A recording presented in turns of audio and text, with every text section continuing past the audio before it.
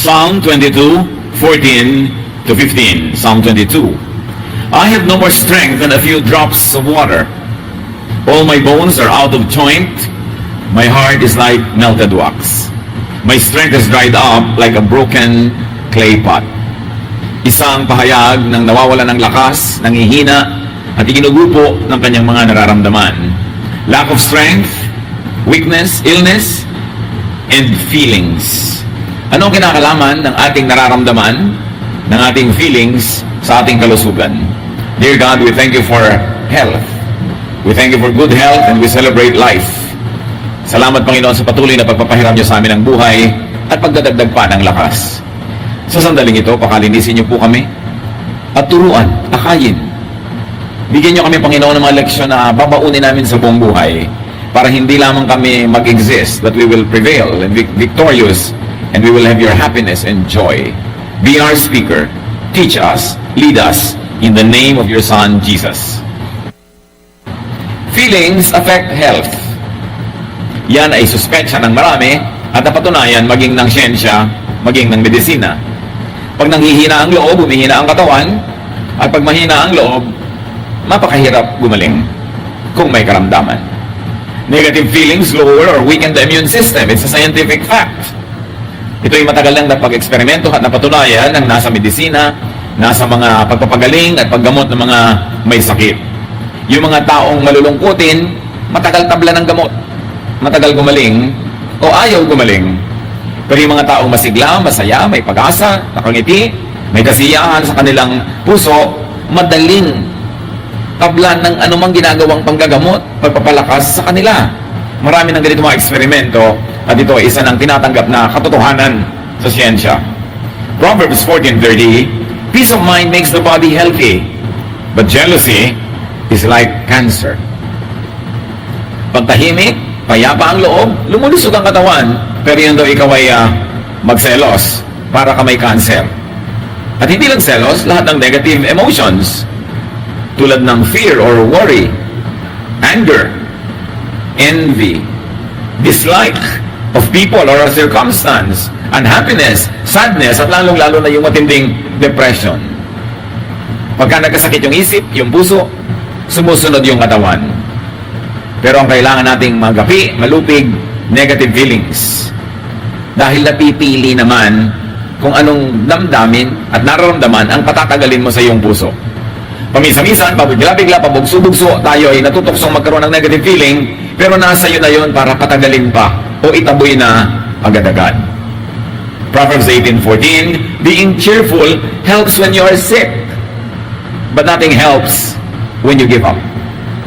Kaya napatunayan din na yung mga taong may matindi, matatag, malakas na religious belief, mas madaling gumaling.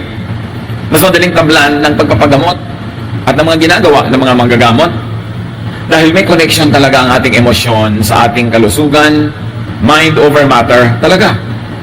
Kaya ngayon sobra pang manalig, napapaghihimalaan pa. Nabibreak yung law of science and law of nature sa napakatinding pananalig, napaka-positive feeling, great faith, can move mountains. Pero pag nawawalan ka ng pag-asa, nawawalan ka ng lakas ng loob at sigla, bumibigay ka, pinapayagan mong humina ang iyong loob, mahati ang iyong loob, mas dumadali na ikaw ay magapi ng karamdaman. So, ang positive emotion, nagpapalakas ng immune system. Meanwhile, a weakened immune system weakens defense against illness and makes medication and other protocols less effective. Kaya mahirap gamutin ang pasyenteng kontrabida. Pasyenteng ayaw maniwala sa kanyang sariling doktor, ayaw sumunod sa mga itinuturo, hindi naniniwala sa paggagamot sa kanya, kahit tumirahin sa ospital maghapot magdamag ilang taon, hindi siya gagaling. Kasi kinukontra ng kanyang katawan yung dapat sana ay tinatanggap ng kanyang kalooban. Kasi pag kinontra ng kalooban, kinukontra na rin ng katawan. Meron ako isang kilala, nagkamay siya ng sobrang pagdudugo. Babae ito, may anak na, may edad na ng konti. Pero dahil sa kanyang religious belief, ayaw niya ng blood transfusion. Pero kailangan siya bigyan ng blood transfusion. Sa katunayan, wala na siyang malay, nawala na ng malay. Pero bago wala ng malay, sinabi niya, ayaw kong magpa-blood transfusion o magpasalin ng dugo.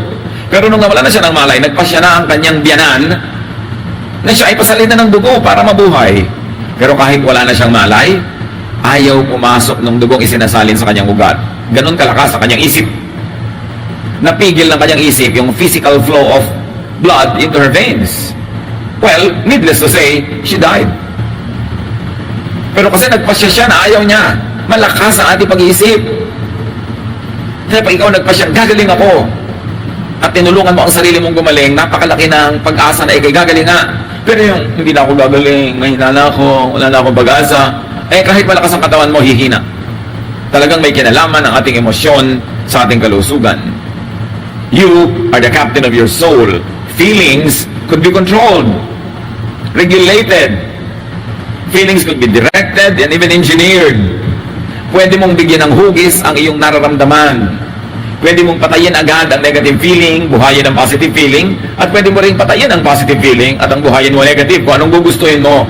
Dahil tayo, delikha sa wangis ng Diyos, may kapangyarihan ng ating espiritu, may kapangyarihan ng ating isip na may malaking magawa. Ecclesiastes 7:9, keep your temper under control. It is foolish to harbor a grudge. It is foolish to harbor any negative feeling beyond just grudge. Sabi niya, malaking kahalaan na magtanim na sama ng loob. Bigyan mo, nagtanim ka ng sama ng loob. Saan ka nagtanim? Sa puso mo. Saan mo itinanim yung sama ng loob? Sa loob mo. So, nasan yung sama? Nasa loob mo. Dala-dala mo kahit saan. So, it is foolish. May nagawa sa iyong mali ang isang tao, nagtanim ka ng sama ng loob, siya natutulog na mahimbing, ikaw hindi. Wala siyang kamalay-malay na negative pala yung feeling mo, ikaw walang ganang kumain, tumataas ang presyo ng iyong dugo, nasisira ang iyong kalusugan, kasi nagtanim ka ng sama ng loob. Mabuti sana kung sa kanya mo itatanim yun pero hindi naman sama ng labas yung itatanim mo, sama ng loob.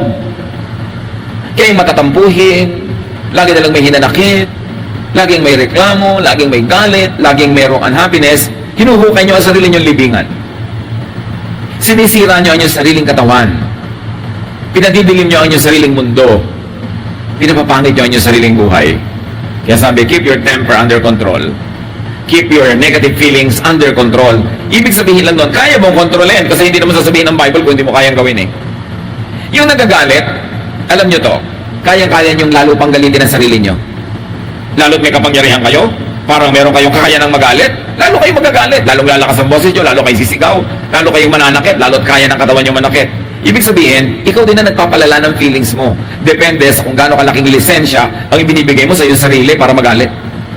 Nakikita niyo yung mga walang kapangyarihan, yung walang kaboses-boses, yung walang say sa buhay, kahit magalit, tinitimpi niya, at dahil tinitimpi niya, hindi na lumalaki. Natitimpi. Kaya yung kapangyarihan, kayamanan, mataas na ranggo, kinasinasabayan niya ng godliness, godly self-control at humility. Kasi pag nagpadala ka sa iyong yaman, yung kapangyarihan, yung influensya, lalabas ang pagkahalimaw mo. Ang dapat pinapalabas yung pagkaanghel. Kasi nasa iyo pareho yung dalawang yun. Ano ang palalakihin? Ano ang kukonsintihin? Yung init ng ulo? Yung galit? Sabi, kung matalino ka, you will practice self-control. Magtitimpi ka, magpipigil ka. Kasi yung galit na pinalaki, unang-una na magdurusa ang iyong katawan. Pag may nagawa ka pang mali, baka gantihan ka pa nung ginawan mo, lalo ka nagdusa. At di ka man gantihan, nagdusa ka na, yung katawan mo, at nagpadusa ka ng ibang tao, di ka ba mananagot sa kalangitan sa ganon? A wise person will control herself or himself, even if he or she had the power for an outburst. Kahit kaya mo sumabog, you can run away with it, makakalusot ka, pero bakit mo gagawin? Masama yun kahit sa sarili mo. So control your feelings. Do not be controlled by it. Pwede mong ipahayag, gusto mong sumigaw ka sandali sa dingding, kaharap ka ng dingding, kaharap mo, sarili mo lang, para mailabas mo lang, pero huwag mo nang ilabas sa kapwa mo na maaaring gumanti, o maaaring masaktan. Lalala lang ang sitwasyon. Improve your feelings from positive to negative. From doubt to faith. From anger to peace. From hatred to love. From fear to faith. Talaga na na-engineer natin ating feelings. Kaya natin yon kasi tao tayo, hindi tayo hayop. Kaya natin yon kasi binigyan tayo ng Diyos ng wangis niya. Meron tayong kapangyarihan. Do not let bad feelings grow worse or become worst. Control your negative feelings. Improve them from positive to negative. Or, so from negative rather to positive. Negative na yung feelings mo, gawin mo positive. Meron kang ganong kakayanan. And always try to be happy. Or happier. Yung pagsaya, desisyon. Pag decided kang sumaya, pasayahin ang sarili mo, at pasayahin ang kapwa, magagawa mo yun. Pero pag decided kang hindi ka sasaya, kahit anong gawin ng mundo, hindi ka talaga sasaya. Meron mga tao, pupunta pa lang sa isang social event, sa isang party, decided na silang hindi sila mag-enjoy, hindi sila sasaya. Lahat ng ialok mo, tatanggihan, lahat ng ngiti, sisimangutan, at hindi kikibo. Kasi decided silang hindi sumaya. Merong mga mag-asawa kung minsan decided na hindi sumaya at gawing miserable ang buhay nila mag-asawa. Kitang-kita mo sa behavior. Kaya lagi mag-aaway. Naghahanap lang ng excuse para mang-away. May mga taong decided silang hindi sila sasaya. Pero bakit? When you can decide to be happy. Purpose to be happy. Yung sasabihin mo sa sarili mo, hahanap ako ng ikasisiya at i-enjoyin ko. Hindi ba ang sabi? Ask and it will be given you. Seek and you will find. Knock and the door will be open to you. So ask, seek, and knock for loneliness, you will find loneliness because whatever you ask will be given to you. But when you ask, seek, and knock for happiness, you will receive it because those who seek will find. Those who ask will receive, and to those who knock, the door will be open. The choice is yours. Proverbs 15:3, happiness makes you smile. Sorrow can crush you. Yang lungkot, nakakadurog ng puso, nakakadurog ng buto, nakakadurog ng laman. Ang kalungkutan ay maituturing na isang uri ng sakit. Dapat gamutin, dapat itaboy, at dapat huwag manghawa. At dapat huwag kang magpahawa sa lungkot ng iba. Ipinagtatanggol natin yung saya kasi napakadali nung pasukin ng lungkot. At kasunod nun, pati ang iyong kalusugan ay magdurusa. Help others improve their feelings. Pag ang mga tao sa iyong paligid ay napasaya mo, edi naliligid ka ng kasiyahan, imbes kalungkutan, makikinabang ka rin. Create a positive environment, especially in your home. May mga bahay na parang impyerno, awayan ng awayan, gulo ng gulo, walang ginawa kundi maghanapan ng kasiraan, magbangayan. Dapat gawin mo ang magagawa mo para improvein yung climate doon. Ikaw ang maging agent of peace where there is war, agent of love where there is hatred, agent of understanding where there is trouble and misunderstanding. Then, pagka kinabla ng ginagawa mo yung iba, magiging agent of positive feelings din sila, hanggang lahat ang ino-contribute sa inyong home positive. Pero ang ino-contribute nyo negative, would you like to live in a home like that? Eh, madalas naman wala kang choice nung ka rin titira. Create a peaceful, positive, emotional environment in your workplace. Kaya yung mga mahilig mag-chismis, manira, manggulo, mga agent yan ng kadiliman.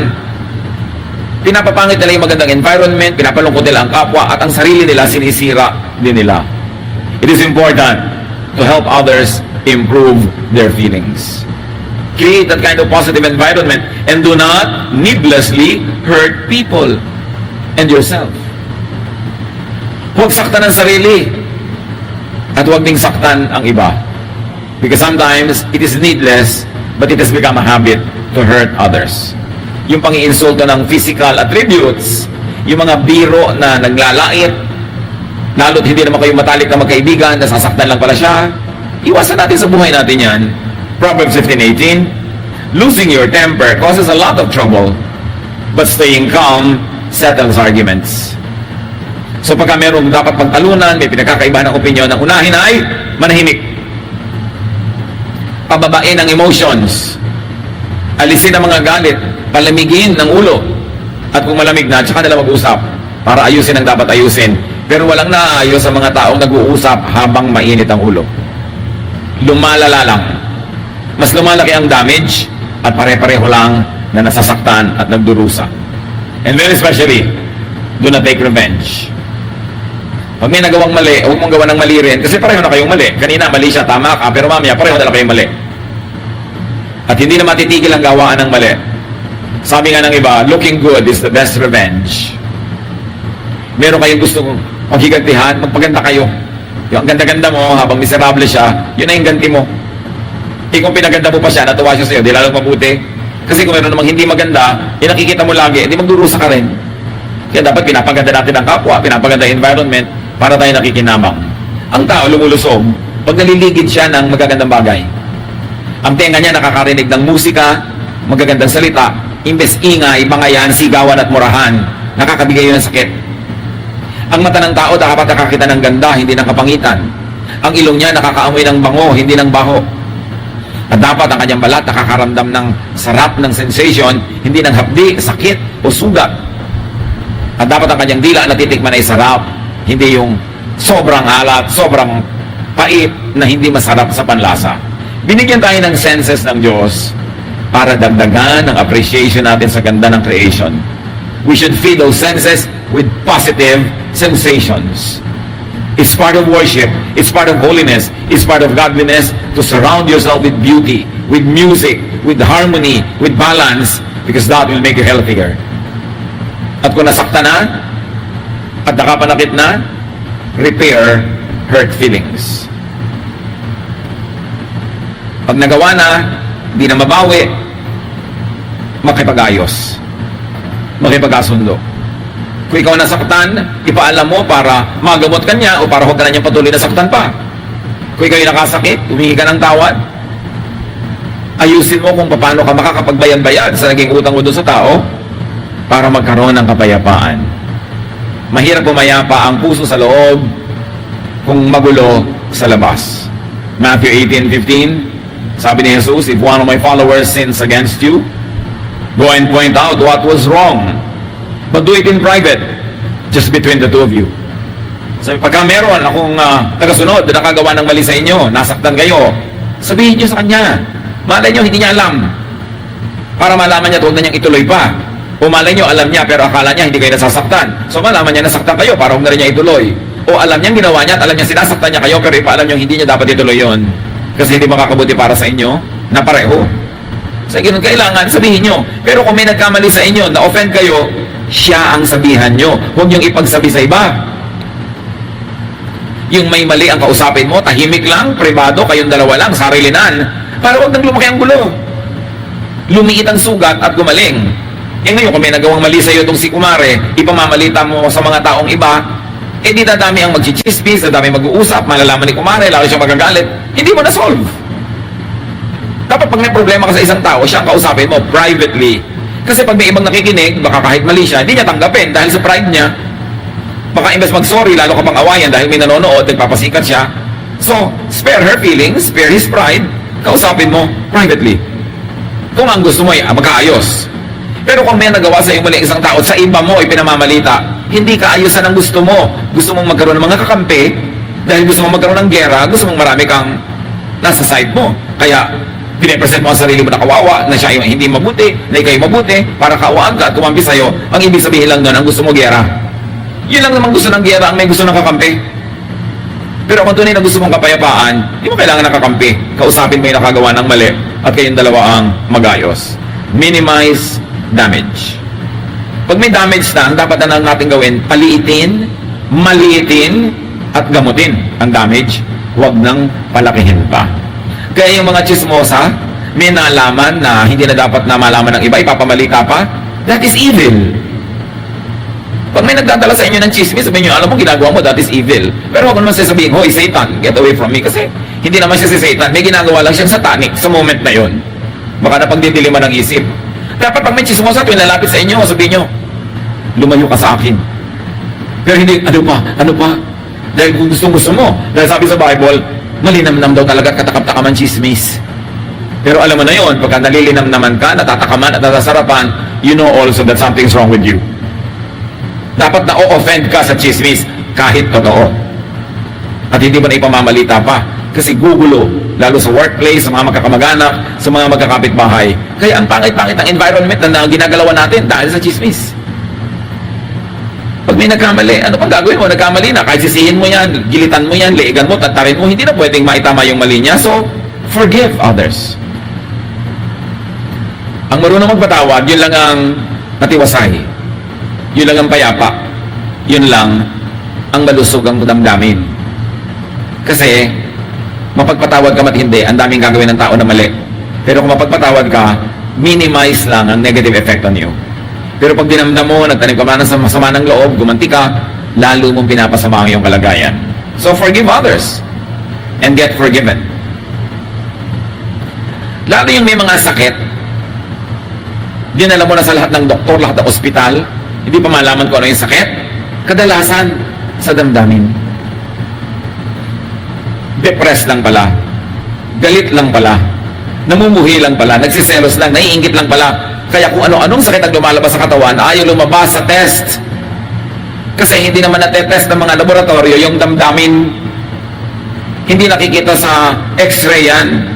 Kahit i-CT scan ka, hindi nakikita yung damdamin. Kasi ano kaya sakit nito? Ba't di natin malaman?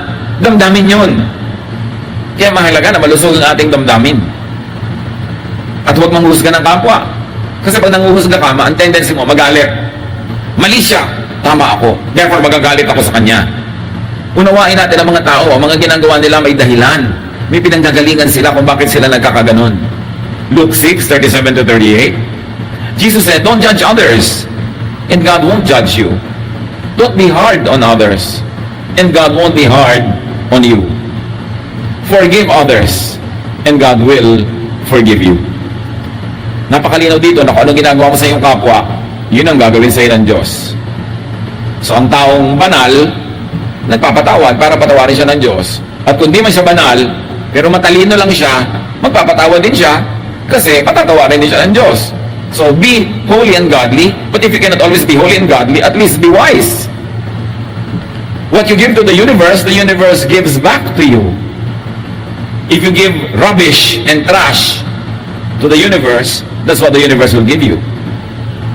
Pag ginagawan mo ng masama ang paligid, yun ang gaganti sa iyo ng kapaligiran.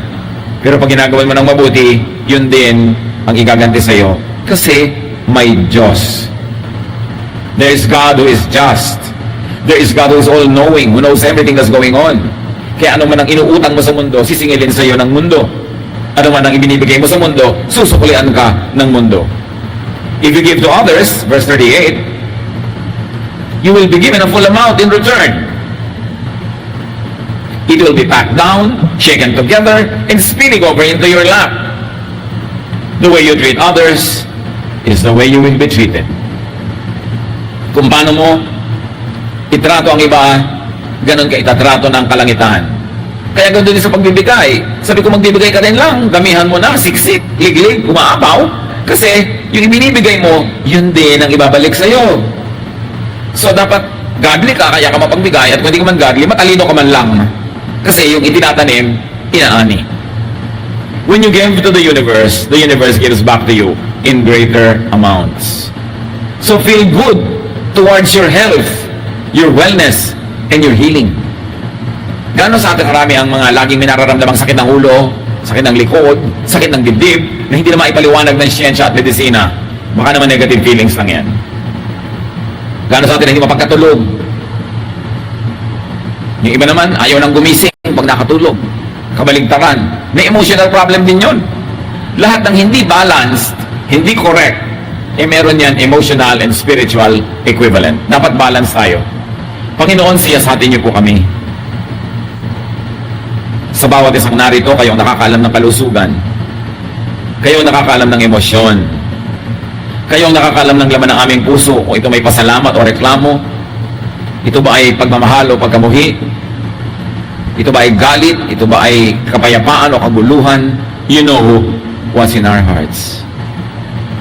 Ang dalangin namin sa sandaling ito, Panginoon, patawarin mo kami kung sinisira namin ang aming sariling puso at katawan at kalusugan dahil sa negative emotion na iniimbento namin o pinapayagang dumapo at magtagal sa aming puso. Sa sandaling ito, mga kapatid, sa presensya ng Diyos na narito ngayon sa ating kalagitnaan, ilapit natin ang ating emosyon. Sino man ang magagalitin, tampuhin, madaling mainis, mahilig maghiganti, mahilig magtanim ng sama ng loob, may kinikimkim na mga galit, panibugo, inggit o selos, isuko natin lahat sa Panginoon. Hayaan natin ang pagsusuko natin ng mga bagay na ito ay maging dahilan ng paglusog ng ating katawan, ng ating isip, at pagsaya ng ating buhay. Spend some time with the Lord in silence. Pasiyasat sa Espiritong Banal kung ang puso natin ay sisidlan ng mga negative feelings. Anger and all negative feelings are like acid they destroy its container.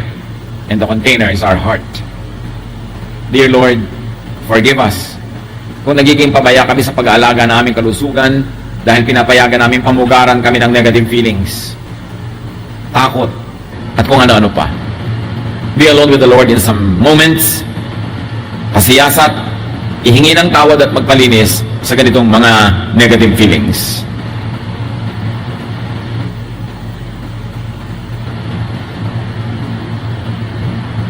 At tayo mananalangin. I'd like to pray for you. Sino man dito ngayon ang nais niyo sabihin sa Lord, Lord, I surrender my negative feelings to you. Touch my heart. Teach me to be happy. Teach me to be happier. Teach me to forgive. Teach me, Lord, na alisin ang inggit, ang selos, ang mga sama ng loob at mga hinanakit. Alisin niyo sa aking puso at palitan niyo ng kapayapaan, katahimikan at kalusugan. Whoever would like to pray that prayer, you stand up right now. We're going to pray. And the Lord of mercy, the Lord of miracles will touch your hearts. It's no accident that you're here today. The Lord likes to bless you. And the Lord likes to set you free from negative emotions, from negative feelings na nagpapabigat sa ating buhay, nagpapadilim sa ating pananaw at nagpapalungkot. Right now, between you and the Lord, ilapit nyo, isuko sa panan ni Jesus sa mga negative feelings na ito, and then later on we'll pray together and ask for healing, ask for restoration, and ask for a lot more happiness and health in our lives. Surrender your negative feelings to God right now.